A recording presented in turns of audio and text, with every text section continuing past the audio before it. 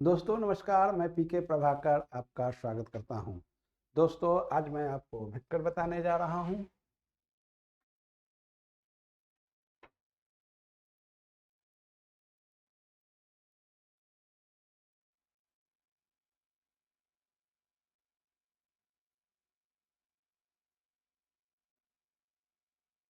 Prabhakar series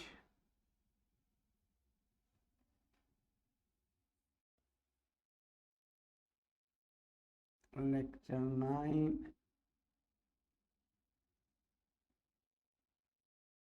vector. दोस्तों इसके पहले मैंने आपको बताया था कि अगर पॉलीगन लॉ बताने जा रहा हूं तो मैंने थोड़ा सा आपको बताया था, जरा इसे गौर से देख लें।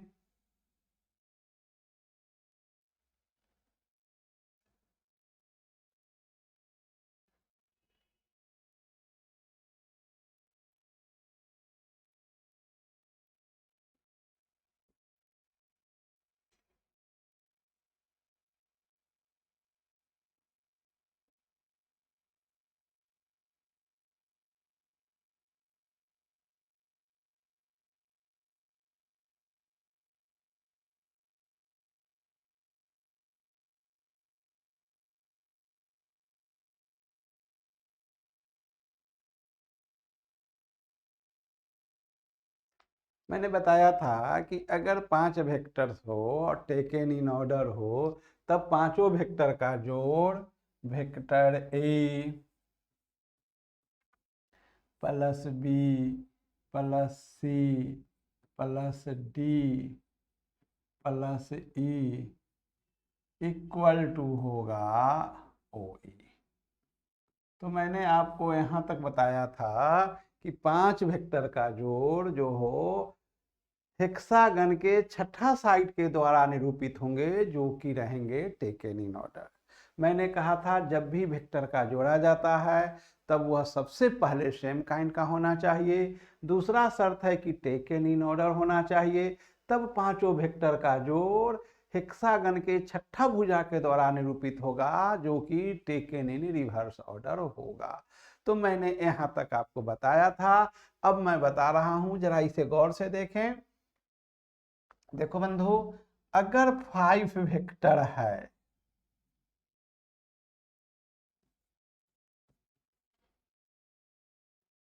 5 वेक्टर्स है, तो सबसे पहला ऑब्जर्वेशन होना चाहिए कि यह सेम काइंड का होगा। ये जो है वो सेम काइंड का होगा। दूसरा है कि यह टेकन इन ऑर्डर होना चाहिए। Taken in order. तीसरा इंपॉर्टेंट पॉइंट है कि इनका जो सम है, देयर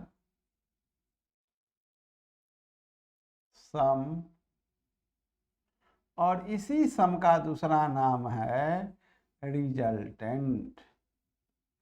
इनका जो रिजल्टेंट है ये किसके द्वारा निरूपित होगा? सिक्स्थ साइड के द्वारा। Sixth side of the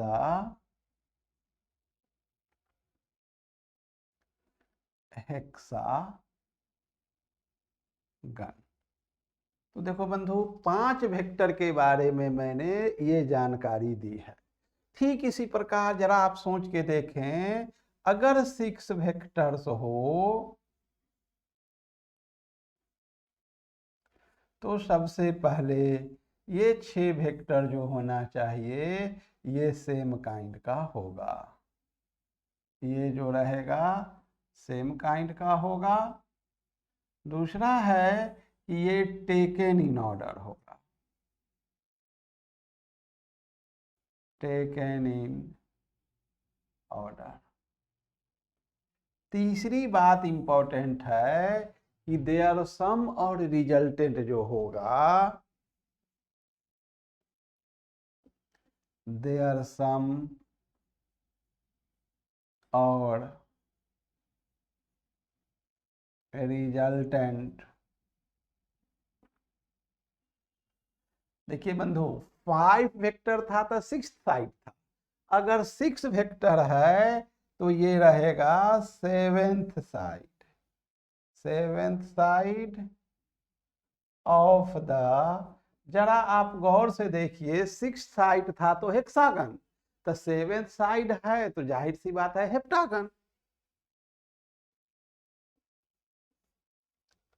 heptagon.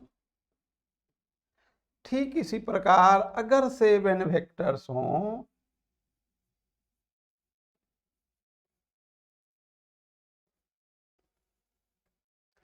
तो क्या कहेंगे आप? सबसे पहले ये तो सेम काइंड का होगा ही। दूसरा क्या कहेंगे? टेकन इन ऑर्डर होगा ही।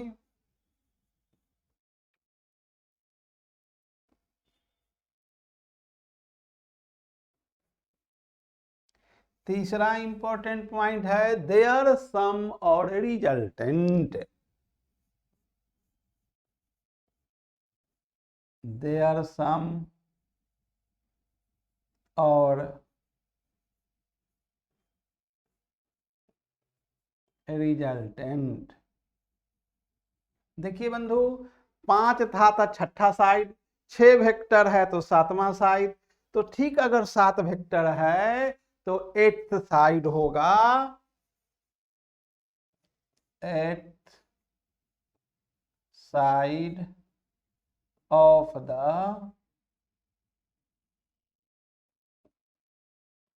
ऑक्टागन। देखो बंधु, मैं इस तरह से सिलसिलेवार बता रहा हूं कि आपको कभी भी दिमाग में कोई टेंशन न हो।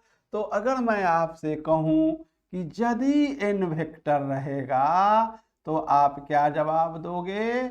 n वेक्टर्स रहेगा तो ठीक इसी प्रकार से सबसे पहला पॉइंट है कि सेम काइंड होना ही चाहिए, तो सेम काइंड का तो रहेगा। दूसरा इंपॉर्टेंट पॉइंट है कि वह टेकन इन ऑर्डर चाहिए, तो इसे हम लोग टेकन इन ऑर्डर लिखेंगे। तीसरा इंपॉर्टेंट पॉइंट है कि देयर सम और रिजल्टेंट, कि देयर सम, देयर सम और रिजल्टेंट। देखो बंधु, मैंने बार बार आपको बताया है, 5 है तो छठा साइड, 6 है तो 7वां साइड, 7 है तो 8वां साइड, अगर n है तो एक अधिक, तो यहां हो जाएगा n प्लस 1th साइड। और बंधु, कौन गण होता है? 7 है तो हेप्टा, 6 है तो हेक्सा, 7 है तो ऑक्टा, जो रहता है वही गण होता है, तो n+1 है तो यही हो जाएगा n+1 घन। अब मैं आपको जो ये रिजल्ट बताया था 5 वेक्टर का, तो दिस रिजल्ट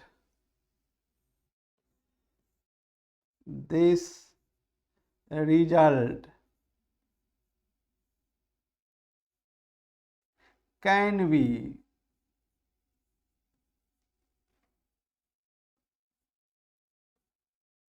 immediately generalize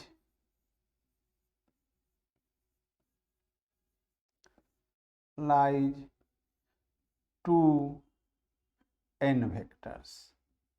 अब मैं इसे n वेक्टर्स के लिए जनरलाइज कर रहा हूं, तो मैं कह सकता हूं कि if n vectors of the same kind, if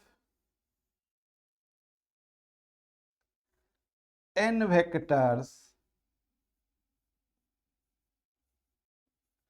of the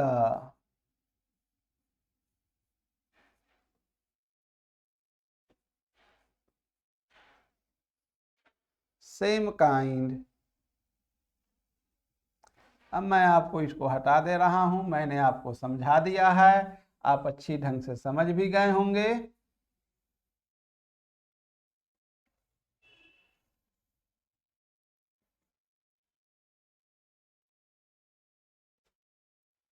तो बंधु, if n vectors of the same kind are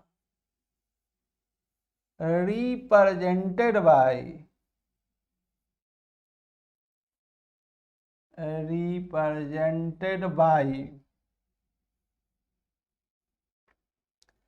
n sides of a n plus 1 gun taken in order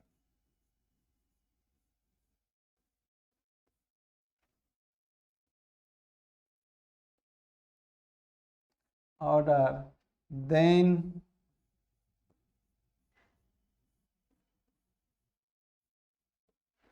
their sum or resultant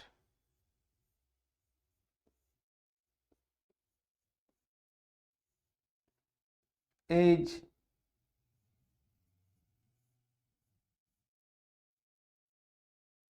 represented by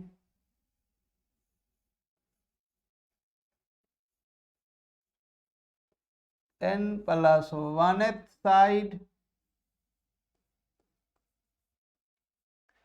of that n plus 1 gun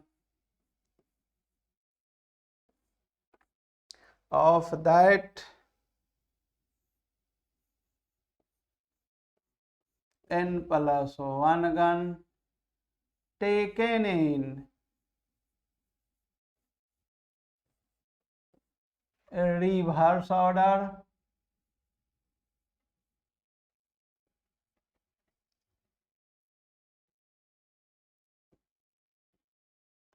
this is known as polygon law.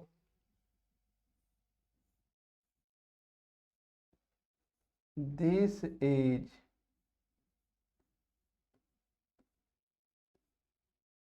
known as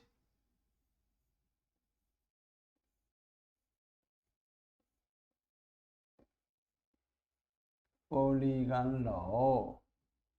तो बंधु, इसी का नाम है polygon का law. फिर से देख लें कि if n vectors of the same kind are represented by n sides of a n plus 1 gon, यहां ध्यान देंगे n plus 1 gon taken in order, then their sum और resultant is represented by n plus 1th side of that n plus 1 gon taken in reverse order. तो इसी का नाम बंधु है पॉलीगन लॉ। अब मैं आपको पॉलीगन लॉ पर कुछ प्रॉब्लम बताने जा रहा हूं, जरा गौर से देखें।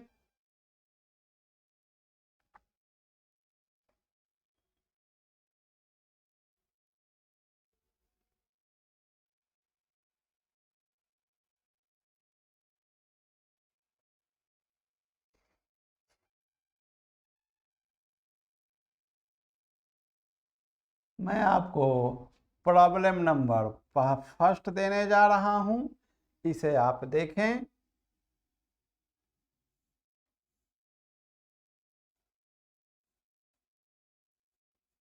You are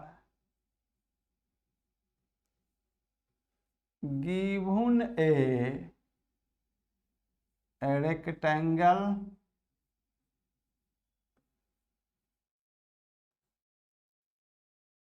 of side length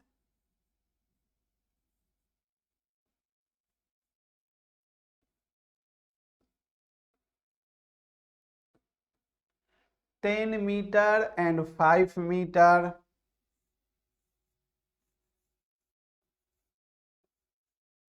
and 5 meter respectively.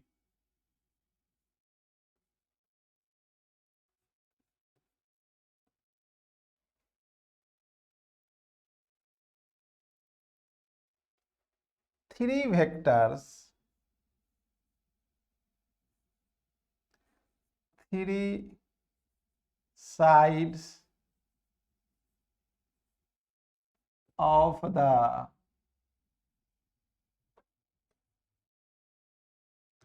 rectangle. Three sides of the rectangle are represented by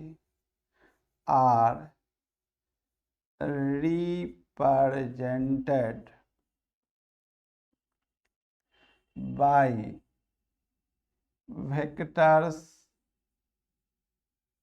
A, B and C. Find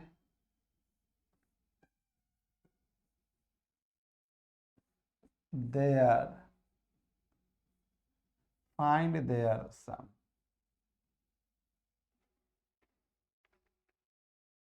तो बंधु, मैं इस प्रॉब्लम को बता रहा हूं, इसे आप खूब अच्छा से समझने का प्रयास करें।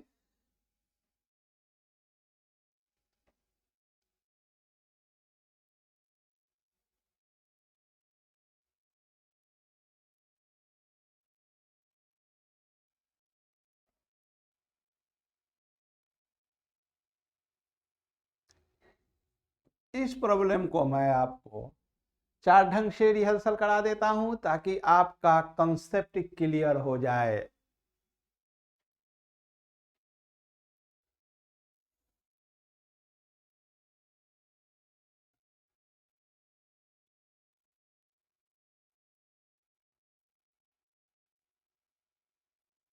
O,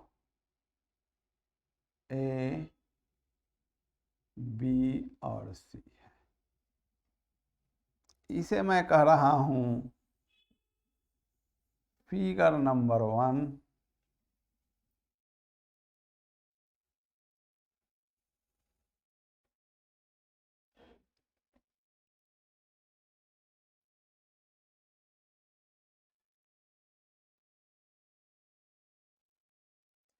इसे मैं कह रहा हूं फिगर नंबर 2।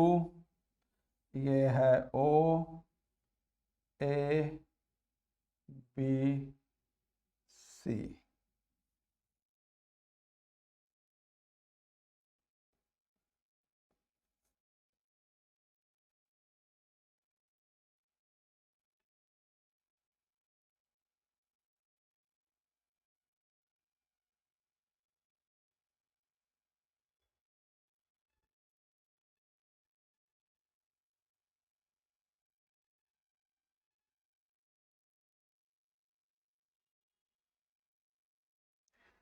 इसे मैं कह रहा हूं फिगर नंबर 3।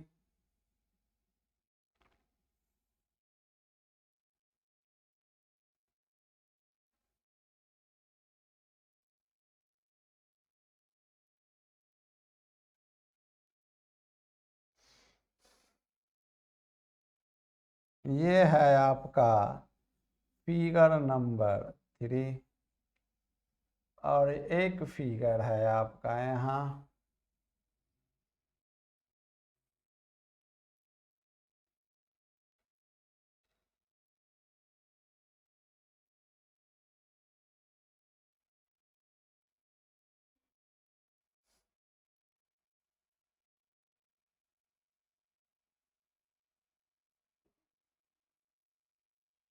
अब बंधु, मैं आपको ये प्रॉब्लम बताने जा रहा हूं ताकि आपका कंसेप्ट क्लियर हो जाए। जरा इसे गौर से देखें।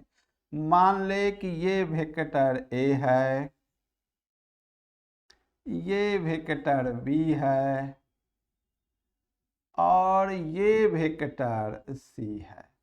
आप देख रहे हैं तीनों ही वेक्टर टेकन इन ऑर्डर हैं। सपोज कीजिए मैं इसको ईस्ट मान ले रहा हूं, इसको वेस्ट मान रहा हूं, इसे नॉर्थ मान रहा हूं और ये आपका साउथ है। तो जरा गौर से देखिए, फिगर 1 में मैं आपको बताया था vector A plus vector B, ये दोनों वेक्टर जो हैं वो टेकन इन ऑर्डर हैं। तब इन दोनों वेक्टर का जोड़ जो होगा वह OB के द्वारा निरूपित होगा, रिप्रेजेंटेड होगा। अब मैं आपसे कहूं कि vector A plus vector B plus vector C, तो आप बंधु ए प्लस बी के जगह तो ओ बी लिखेंगे ही, जैसा कि आप देख रहे हैं। तो ये हो गया ओ बी और प्लस हो गया सी। तो गौर से देखिए, vector A plus vector B यह टेकन इन ऑर्डर है, तो इनका रिजल्टेंट है वेक्टर ओ बी। और ये O B plus C taken in order है, तो इनका रिजल्टेंट हो गया ओ सी। तो इसे हम लोग लिख सकते हैं ओ सी। आप देख रहे हैं कि ओ सी जो है ड्यू नॉर्थ की ओर है, और ये रेक्टेंगल है जिसका साइड लेंथ 10 मीटर है, और इसका चौड़ाई जो है विड्थ जो है 5 मीटर है। तो हम कह सकते हैं इसे 5 मीटर ड्यू नॉर्थ। तो ये आपका पहला का उत्तर मिला, 5 मीटर ड्यू नॉर्थ। आप फिगर 2 को देख लें। मैं ठीक इसी प्रकार इसको ईस्ट कह रहा हूं, इसे वेस्ट कह रहा हूं, ये नॉर्थ है, और ये आपका साउथ हुआ। तो जैसा कि अब अगर कोई आपसे कहता हो कि वेक्टर ये है, ये बी को रिप्रेजेंट यहाँ से हो रहा है, और ये वेक्टर सी को रिप्रेजेंट कर रहा है, तो देखिए बंधु ये वेक्टर ए बी और सी टेकन इन ऑर्डर है। पुनः देखिए वेक्टर ए जोड़ बी जो होगा ये ए सी के द्वारा निरूपित होगा। क्यों? इसलिए कि ये ए और बी टेकन इन ऑर्डर है, और ये रिजल्टेंट है रिवर्स ऑर्डर में होगा। तो हम कह सकते हैं कि vector A plus vector B equal to होगा ए सी, इक्वल टू हो जाएगा ए सी। अब देखिए, अगर मैं आपसे कहूं कि vector A plus vector B plus vector C क्या होगा, तो आप देख रहे हो बंधु कि ए प्लस बी जो है वह ए सी के बराबर है।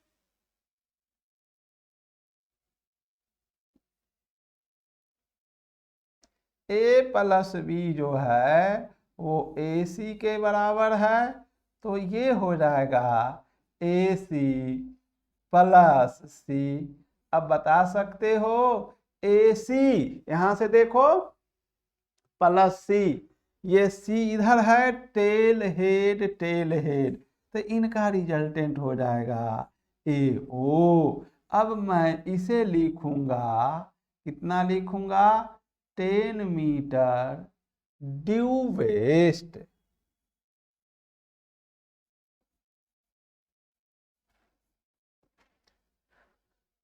अब देखिए मैं तीसरा फिगर में आ रहा हूं, इसे मैं कह रहा हूं ईस्ट, इसे कह रहा हूं वेस्ट, इसे कह रहा हूं नॉर्थ, और इसे कह रहा हूं साउथ। तो देखो बंधु, अगर कोई कहता हो कि सर इसी को वेक्टर ए मानेंगे, तो हम कहेंगे कि शौक से मानिए, ये अगर वेक्टर बी है कोई दिक्कत नहीं है, ये वेक्टर सी है। लेकिन ध्यान रहे बंधु, हमेशा इम्पोर्टेंट होता है जहां से हम वेक्टर को शुरू करते हैं। तो देखिए ए शुरू हुआ है बी से, तो यही बी पॉइंट इंपॉर्टेंट है, इसमें कंफ्यूज ना करेंगे। तब vector A plus vector B, ये दो वेक्टर टेकन इन ऑर्डर हैं, तो ये रिजल्टेंट होगा। देखिए इंपॉर्टेंट से ही हम शुरू करते हैं, ये रिजल्टेंट हो जाएगा बीओ के द्वारा। पुनः हम लिखेंगे vector A plus vector B plus vector C. तो आप देख रहे हैं वेक्टर ए प्लस बी के जगह हम बी ओ लिखेंगे। तो आप देखिए बी ओ प्लस सी, और ये BO प्लस सी जो होगा, BO प्लस सी, देख लीजिए ये BO और ये vector C taken in order है, तब इन दोनों का जोड़ रिवर्स ऑर्डर में होगा, यानी ये हो जाएगा BA के बराबर, जो कि आप देख रहे हैं 5 मीटर डायरेक्शन है ड्यू साउथ। तो मैं समझ रहा हूं ये 3 प्रॉब्लम आप समझे होंगे। अगर दिक्कत है तो आप बोल सकते हैं बंधु। तो अब जरा देखा जाए, मैं आपको बता रहा हूं आगे की ओर।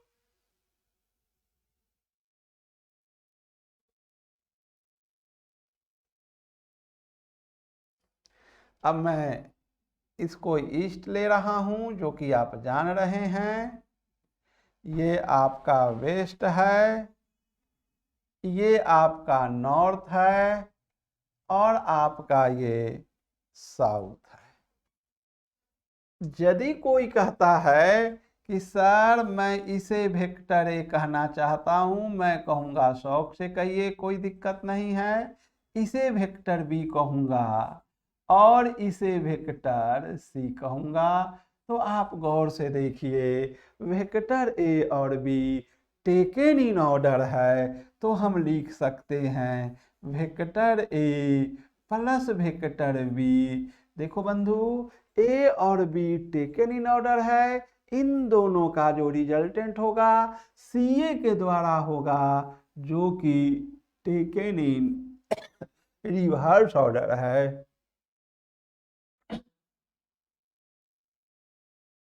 अब इसी प्रकार हम लिखेंगे vector A plus vector B plus vector C. तो आप देख सकते हैं वेक्टर ए प्लस बी के जगह हम लिखेंगे C A plus vector C, vector C. आप गौर से देखो, सी ए प्लस वेक्टर सी, ये दोनों वेक्टर टेकन इन ऑर्डर है, इनका रिजल्टेंट होगा सी बी। तो इसे मैं लिख सकता हूं सी बी, और ये है 10 मीटर ड्यू ईस्ट। तो मैं समझता हूं आप पॉलीगन लॉ को समझे होंगे। हम चारों प्रॉब्लम आपको सिंपल से सिंपल ढंग से बताए हैं। अब आप आगे देखें।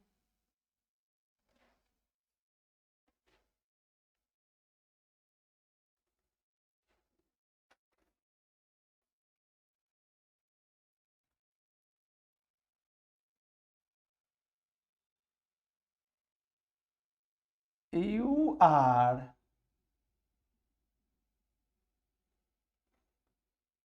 given a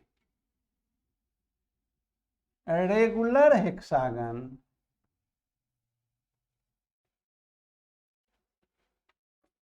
regular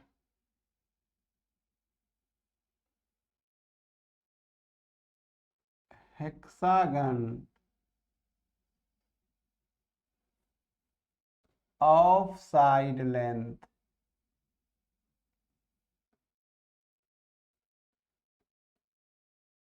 4 metre,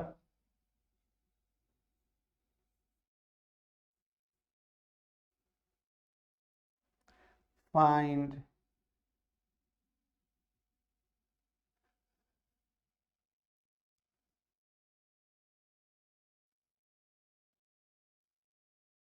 five sides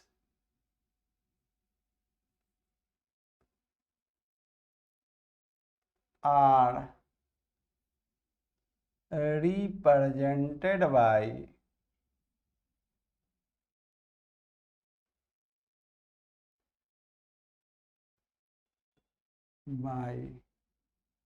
vectors A, B, C, D and E. Find their sum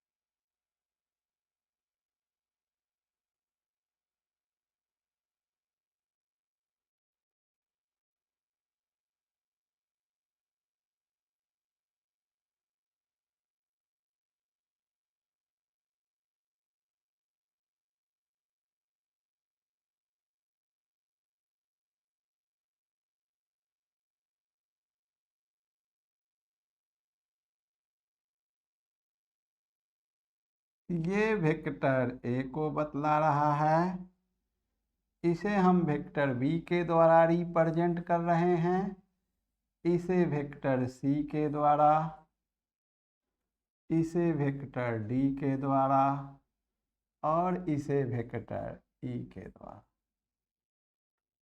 अब ये पांचों वेक्टर का जोड़ निकालना है। तो देखो बंधु, सबसे पहले इसमें बच्चे गलती क्या करते हैं कि यहाँ a प्लस वी है, तो इस a प्लस वी ये दो वेक्टर तो टेकन इन ऑर्डर है, तो इन दोनों वेक्टर का जो रिजल्टेंट होगा वह OB होगा, तो इसे हम OB कहेंगे। ठीक इसी प्रकार vector A plus vector B plus vector C, तो हम वेक्टर A प्लस B के जगह OB लिखेंगे। ये हो गया आपका OB प्लस वेक्टर C। देखिए OB और C टेकन इन ऑर्डर है, चूंकि यह टेल हेड है, तो इसे हम लोग लिख सकते हैं, यह रिजल्टेंट रिवर्स ऑर्डर में होगा, जो कि होगा OC। अब इसी प्रकार अगर हम आपसे कहें vector A plus vector B plus vector C plus vector D, तो देखो बंधु, vector A plus B plus C के जगह हम OC लिखेंगे, तो ये आपका हो गया OC प्लस वेक्टर D।